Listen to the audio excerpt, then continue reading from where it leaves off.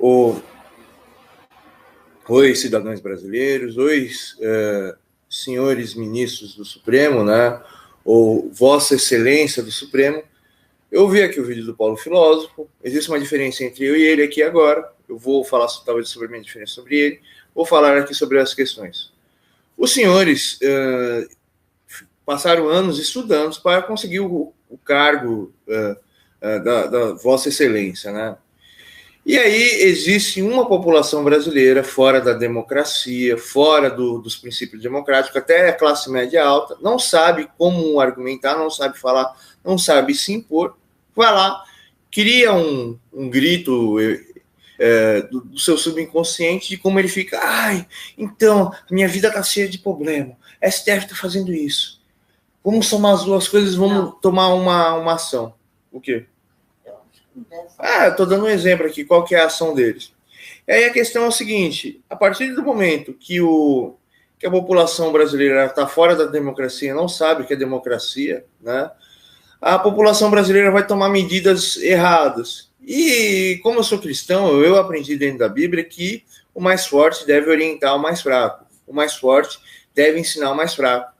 E eu não sei se é da parte dos senhores do Supremo, né? Mas aí que tem a questão, será que os senhores saindo da posição de mestres e se tornar irmão dos mais fracos, será que os mais fracos vão entender isso ou vão ficar com mais raiva de vocês, né? Mas o certo é o seguinte, olha, pessoal, vocês não podem fazer o que vocês estão fazendo, vocês não podem falar do jeito que vocês estão falando, vocês não estão argumentando as questões, e nem democratizando as questões, vocês simplesmente estão destilando ódio contra vocês mesmos, contra nós, contra a sociedade, contra a nação, contra a Federação Brasileira, né? Então, basicamente, o que está acontecendo é isso. Agora eu quero entrar aqui no âmbito do Paulo Filósofo, peço licença dos senhores, eu acho que esse argumento aqui está correto aqui. Então, Paulo Filósofo, o que está acontecendo aqui no nosso país aqui são guerras de referenciais. O senhor sabe o que é guerras de referenciais? O senhor estudou matemática? Eu estudei matemática e utilizo matemática para falar e para pensar, né?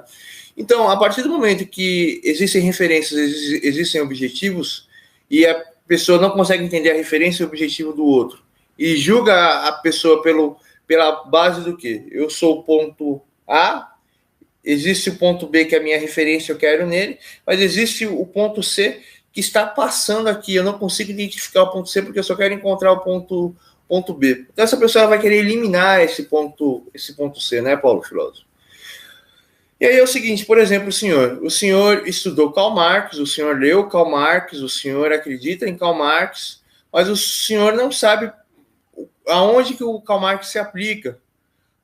Qual é a base do Karl Marx? O Karl Marx é um estudo, o Karl Marx é uma referência, o Karl Marx é um indivíduo que ele, como posso dizer para você, ele deixou as ferramentas, e aí uma coisa é a teoria, etc. E a pessoa tem que sair da teoria e ir na prática. Se ela não entrar na prática, ela não tem experiência, ela não sabe utilizar Karl Marx na experiência, ela não sabe utilizar Marx na realidade. E Karl Marx em si, ele odiava a Deus, mas sobre a questão da má-valia, essas coisas, de ver o ponto de vista da outra pessoa e todas as questões em volta do ponto de vista da outra pessoa, o Manifesto Comunista, ele fala sobre o amor, sobre o respeito, sobre que o capitalismo ele vai criar uma visão onde que o empregado trabalhar até morrer não é importante, mas sim de que a mercadoria deve ser gerada pelo empregado, e existe essa discussão.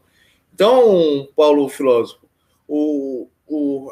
a sua ação, o meio que o senhor criou, é uma referência de que o senhor fica tão preocupado com Karl Marx, existem as pessoas, você quer esquecer das pessoas, você quer ficar preso dentro da sua ideia é muito importante, você acha que as pessoas estão atrapalhando o seu conhecimento de Karl Marx, mas você não reconhece o indivíduo, você não reconhece a pessoa, você não entende a pessoa e você não tem amor à pessoa, e você acha que as pessoas estão ameaçando os seus estudos a Karl Marx, então o senhor afasta todas as pessoas por causa do Karl Marx, ou seja, o teu cérebro, ou a sua visão intelectual criou um esteio sobre que você tem que ficar preso dentro da teoria, e você esqueceu dos seres humanos. Talvez até seu afastamento na escola foi por causa desse problema, porque você fica tão preocupado na forma perfeita da questão, que você ou não consegue acompanhar o Karl Marx dentro de cada indivíduo, ou você nunca soube quem é um indivíduo e a sua complexidade e a sua complexão.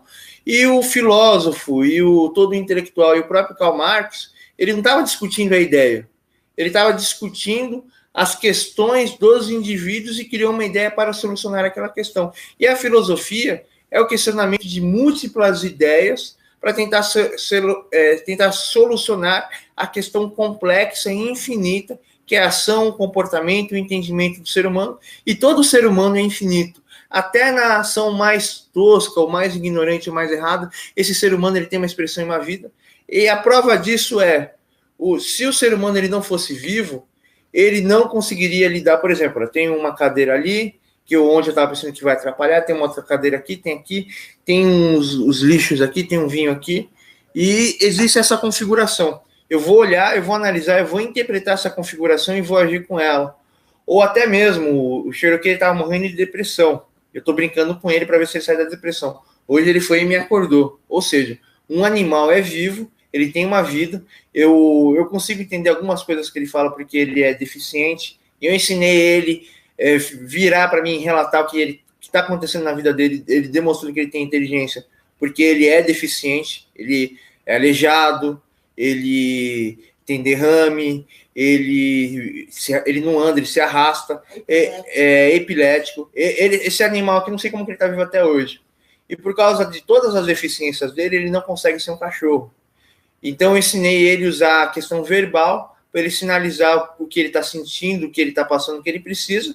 E eu e a minha mãe tem que tomar as ações. Tanto que a minha mãe quer matar ele, que ele fica dizendo que ele ieda. Agora que ele tá velhinho, ele não fica mais. Mas ele chegava a isso e ele chegava a deitar no colo da minha mãe, eu chegava a deitar no meu colo pedindo as coisas pra gente igual uma criança.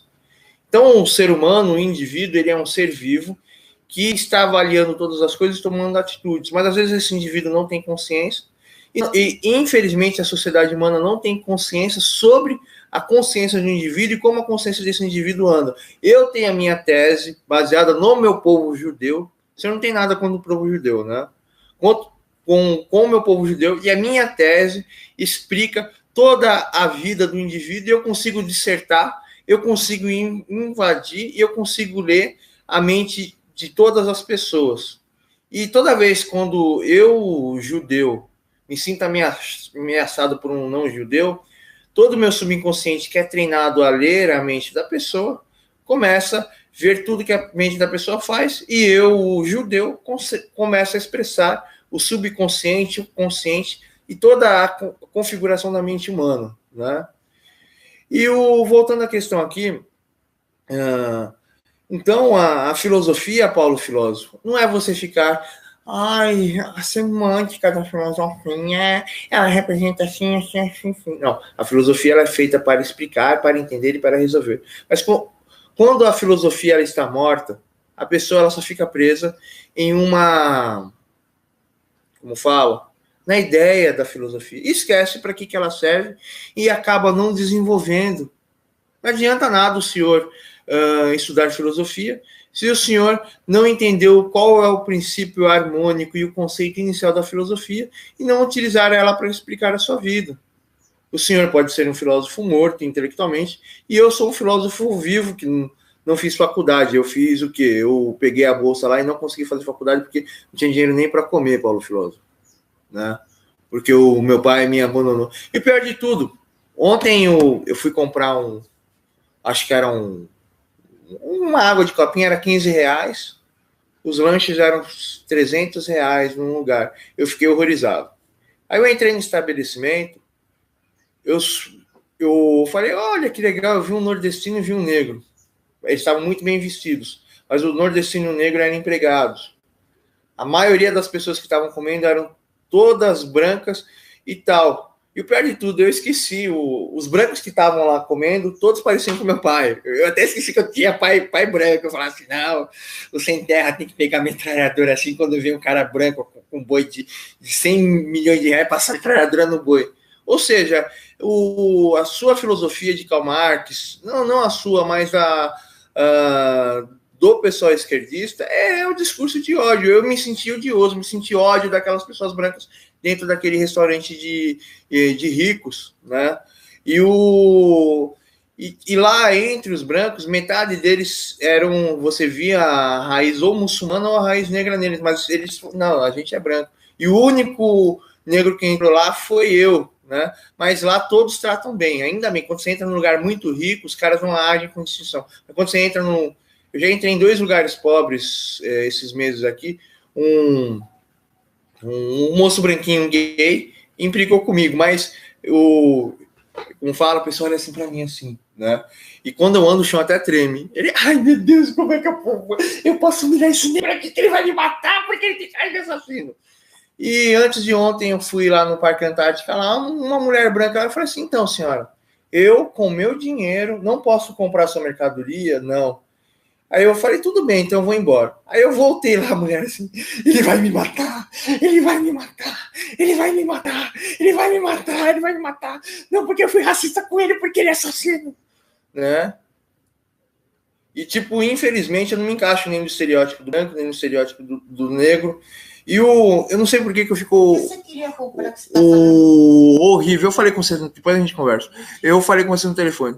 E aí, tipo, eu pareço, como fala, aqueles bichos de mistura monstruosa, né?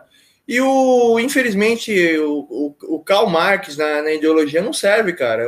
A pessoa está totalmente esgotada e cheia de ódio, e ainda fica escutando Karl Marx sobre guerra de classe, sobre branco e negro. Não dá certo. Falou aí para vocês, pessoal. Espera um pouco, ainda tô